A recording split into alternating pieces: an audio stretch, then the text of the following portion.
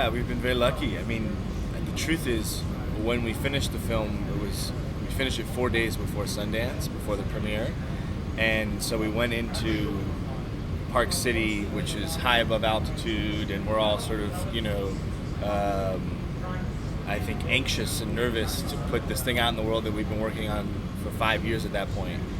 And I wish I could say that I knew how people would respond.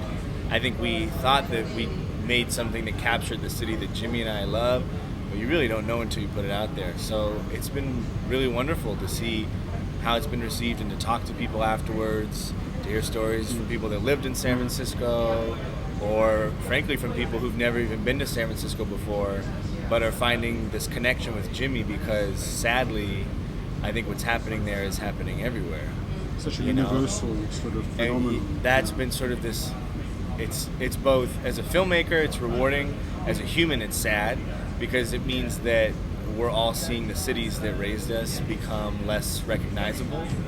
And I think people that historically made those cities the special places they are, especially in San Francisco, which was a haven for artists, for people that didn't fit into their small towns from other conservative parts of the country. They arrived, at San Francisco to be the person that they couldn't be elsewhere. And now the city that once welcomed those groups is driving many of them out in waves. And so, I think it's nice that it can be a point of conversation, I think, for people that have lived in the city a long time, as well as people moving there. Perhaps it'll give them a little more insight into what was there before them. It's amazing how did the project actually come to light? Was this something that was a long-term project for you guys? And sort of, Yeah, Jimmy about that? Jimmy and I grew up together in San Francisco, and so it's an unusual movie in that way. He's playing a character that shares his name, and a lot of the movie is pulled from his life.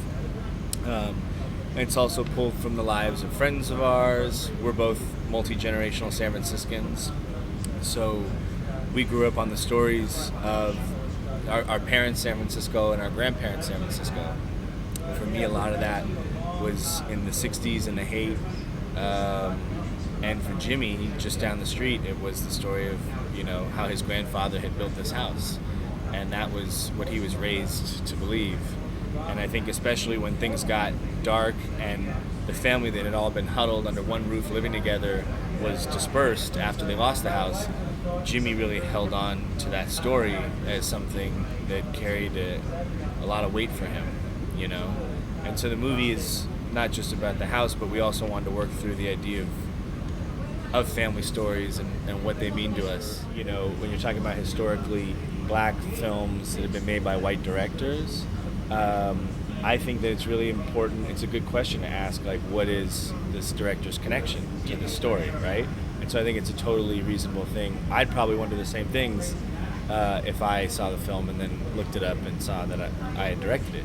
I think that in our case, it's really important that it comes out of a collaboration. And so it's not just me coming in, helicoptering in and telling the story that I don't have any connection to. Jimmy and I growing up together in San Francisco, having a trust that not only as a white man and a black man, but also as people that have known each other for a long time, have shared very intimate stories with each other, long before we ever started thinking about, we want to make a film.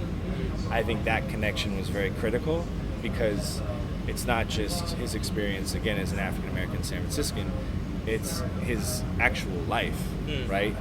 Really imbued into the film. Sure. The scene with his mother is actually his mother. Yeah. But for mine, it was important to really make sure that we were creating something together.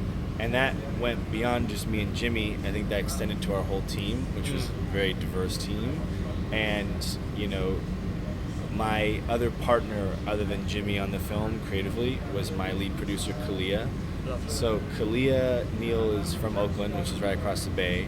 Her family on her mom's side's from Hunters Point, where Montgomery lives in San Francisco. And Kalia is someone that reached out and took a big risk on us very early on. I would love for Kalia to get more shout outs. If you guys are looking to write about a heroic producer, she reached out to us when we had very little recognition, long before A24 and Plan B came on, and helped us actualize it. She was working with me in years for Isolation in San Francisco to figure out how we could turn this into a film. And Kalia, as my producing partner, we made every decision together. And so I think it's important that like it's not just on Jimmy's shoulders to sort of like shoulder that whole experience, but really as a team, hoping that the way that we work collaboratively, developing the story together, making sure that all decisions feel like there's conversations around it, there's an openness, that's like a part of the storytelling, so it's not just film. We would joke that Jimmy's skateboard is like his horse. You know, he's like a cowboy. He rides off into the sunset at the end. Where he lays his hat's his home.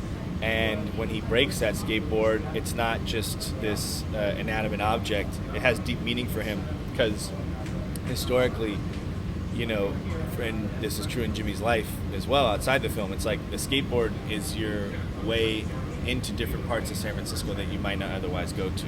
It's like San Francisco was sort of a skate mecca in the 90s and early 2000s when we were growing up. And when Jimmy started skateboarding, he said he saw different parts of the city than he knew existed before.